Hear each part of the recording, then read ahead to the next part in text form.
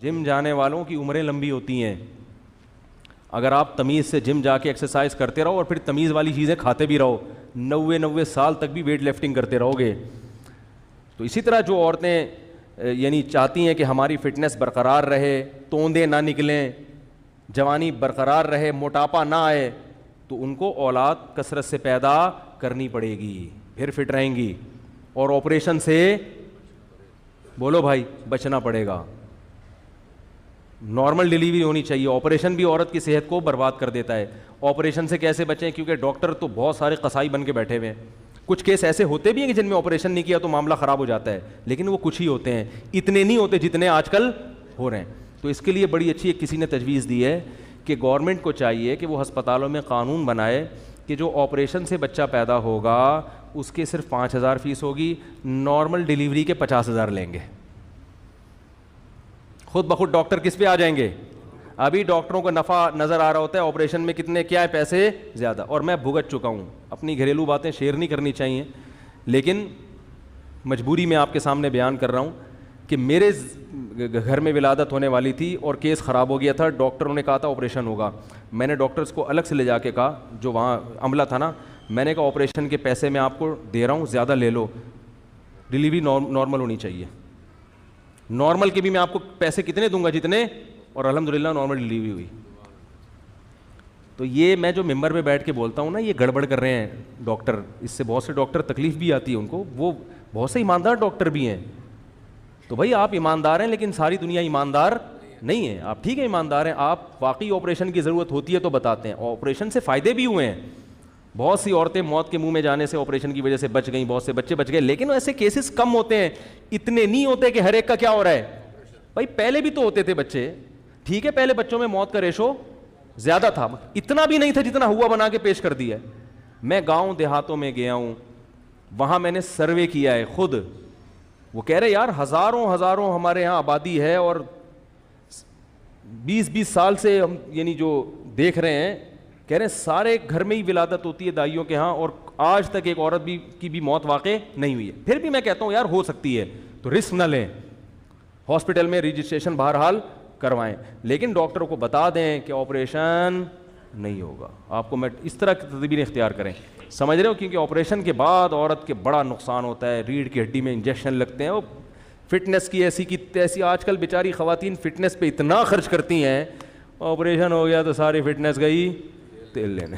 صحیح ہے, اس کو بہت ٹائم لگتا ہے سیٹ ہونے.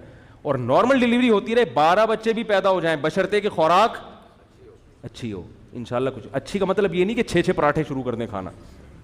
کھجورے کھاؤ, دودھ پیو, گندم کی روٹی کھائیں, گندم کی یعنی جو چوکر والی روٹی, سفید آٹے کی روٹی بولو نا یار نہ کھائیں. سمجھ میں نہیں آ رہی بات؟ کھا لیں تو کھا لیں, میرے کیا مطلب. لوگ کہتے ہیں پتہ نہیں کیوں ہمیں ایسی باتیں بتا رہے, تو کر لو بھائی, کھاؤ پراٹھے کھاؤ. اچھا خیر, یہ بات سمجھ میں آ گئی. یہاں پہ آگے چلتے ہیں. تو یہ میں بات کیا کر رہا تھا, یہاں کہاں سے آ گئی؟ ہاں وہ تو میں نے بتا دیا, اتنے ایسے ٹاپک پہ بات کر کیوں رہا ہوں. تو یعنی عورت کی جو صحت ہے نا وہ کس میں ہے. اور ہاں وقفہ, یہ بھی ایک بڑا اہم ٹاپک ہے, کتنا وقفہ ضروری ہے. قدرت نے یہ چیز ہمارے حوالے نہیں کی, جتنا وقفہ ہونا چاہیے نا وہ قدرت نے عورت میں خود سے ایسے سافٹ ویئر انسٹال کیے ہوئے ہیں. ماں بچے کو جب تک بھرپور طریقے سے فیڈ کراتی ہے اس میں حمل ٹھہرنے کا امکان بہت ہی کم ہو جاتا ہے, اکثر نہیں ہوتا. بچے کو فیڈ کراتی رہے بھرپور طریقے سے. فیڈ کرانے سے کیا ہوگا؟ بالکل یہی ہے کہ جیسے کنویں سے پانی نکالتے رہے اور نیا پانی آتا رہے گا, فریش پانی. فیڈ کرانے سے عورتوں کا اللہ یہ فائدہ یہ دیتا ہے ان کو کہ بھوک لگتی ہے دبا کے. خواتین جو فیڈ کراتی ہیں نا رات کو 2 بجے اٹھ کے بھی کھا رہی ہوتی ہیں کھانا. بھوک لگتی ہے دبا کے, کھاؤ تسلی سے, موٹاپا نہیں آئے گا. نہیں آئی بات؟ ورنہ موٹاپے کے چکر میں لوگوں نے کھانا, تو اللہ فیڈ کرانے والی عورت کو یا پریگننسی میں جو عورت ہوتی ہے اس کو موٹاپے کی لعنت سے بچا لیتے ہیں کہ آپ کھاؤ دبا کے, جتنا کھاؤ گے بچے پہ جا کے لگے گا. ٹھیک ہے نا, جب پیدا ہو گیا تو جتنا کھائیں گی کوئی نقصان نہیں ہے, وہ فیڈ میں کیلشیم بن کے نکل جائے گا, اور اس وقت ضرورت بھی ہوتی ہے زیادہ کھانے کی. تو اس سے عورت کے موٹاپا نہیں آتا فیڈ کرانے والی خواتین کو. یہی ہے فٹنس کا راز. پتہ نہیں کیا کیا ایک ٹینشنیں پال لی ہیں, فٹنس پھر بھی نہیں ہے. اگر آپریشن کی تکلیف کی وجہ سے بچے پیدا کرنے میں ظاہر مشکل ہے تو ضبط تولید کرا سکتے ہیں. ضبط تولید چند صورتوں میں جائز نہیں ہے, وہ میں بتا دیتا ہوں تاکہ جو جائز صورتیں ہیں وہ خود بخود سامنے آ جائیں گی.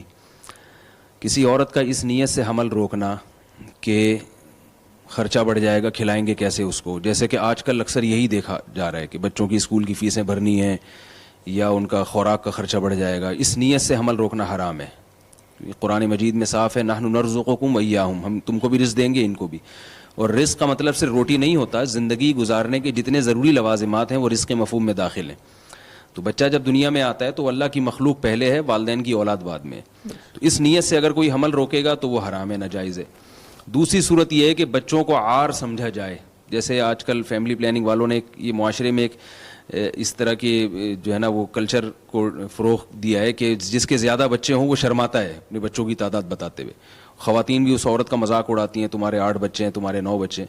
تو جبکہ رسول اللہ صلی اللہ علیہ وسلم نے اولاد کی کثرت کو قابل فخر قرار دیا, فإنی اباہی بکم الامم, فرمایا میں کثرت پہ فخر کروں گا.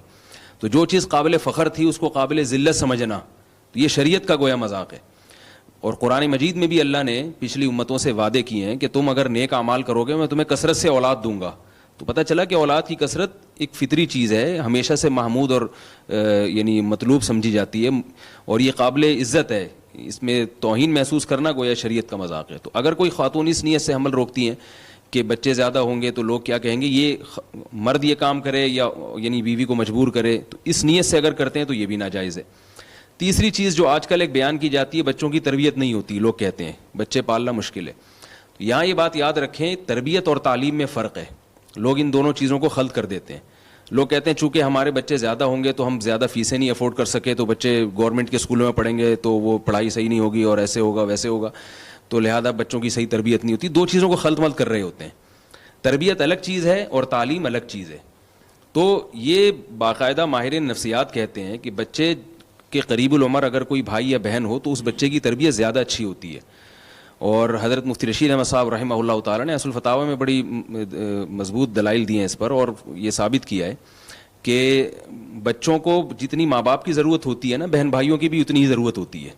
اور لاشعوری طور پر بہن بھائی ایک دوسرے کی ایسی تربیت کر رہے ہوتے ہیں جو والدین نہیں کرتے. تو یہ فلسفہ غلط ہے کہ بچوں کی تربیت مشکل ہے. بچے زیادہ ہوتے ہیں تو تربیت ان کی اچھی ہوتی ہے. بہرحال ابھی چونکہ موضوع نہیں ہے اس پر بہت کچھ کہا جا سکتا ہے. تو یہ تیسری چیز ہے, اس نیت سے حمل روکنا یہ بھی بیوقوفی ہے کہ تربیت نہیں ہو سکے گی. پہلے تو بچوں 8 8 9 9 10 10 12 12 بچے ہوتے تھے, ماشاءاللہ سب کی تربیت ہو جاتی تھی. اب جو ہے وہ 1 2 بچے ہوتے ہیں, وہ لاڈ پیار میں بگڑ جاتے ہیں.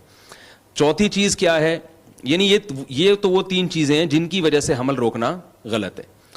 باقی اگر کوئی اس نیت سے حمل روکتا ہے کہ بچے سنبھالنا مشکل ہو رہا ہے, بھئی ایک بچہ ہو گیا فوراً دوسرا ہو گیا فوراً تیسرا, تو ایک ماں کے لیے سنبھالنا مشکل ہو رہا ہے, 2 2 3 3, ایک وہاں سے روتا ہے فوراً دوسرے کی بھی جیسے گھروں میں ہوتا ہے. تو بھئی اس نیت سے کوئی وقفہ کرنا چاہتا ہے کہ 1 2 سال کا ہو جائے یا 3 سال کا ہو جائے, تو تھوڑا سا بچوں کو سنبھالنا, تربیت الگ چیز ہے, سنبھالنا ایک الگ چیز ہے. بھئی سنبھالنے میں آسانی ہو جائے گی.